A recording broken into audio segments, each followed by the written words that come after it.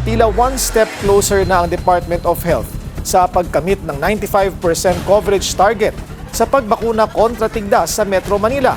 Umabot na kasi sa halos 90% ang mga batang nabakunahan sa NCR. Yan ang agenda report ni Pierre Pastor. Na-achieve ng Department of Health ang 87.1% ng measles rubella vaccination coverage para sa NCR.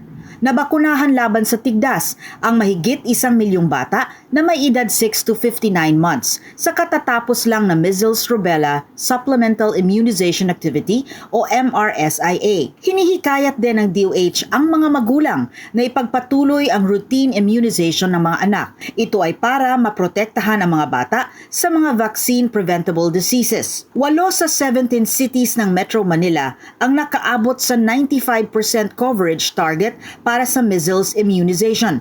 Ito ay ang Parañaque, Makati, Manila, Pasay, Navotas, Mandaluyong, Pasig at Quezon City. Ang Quezon City ang may pinakamataas na bilang. Ayon sa DOH, sa kabila ng maigting na kampanya para sa pagpapabakuna, marami pa ring bata ang hindi nakatatanggap ng kanilang scheduled vaccination. Kapag may na-miss o naipagpaliba na routine immunization, maaari namang pumunta sa kanilang pediatrician o pinakamalapit na health center para magabayan. Ang mga government-provided vaccines sa pamamagitan ng National Immunization Program ay safe, effective at free of charge. Para sa agenda, Pierre Pastor, Billionaire News Channel.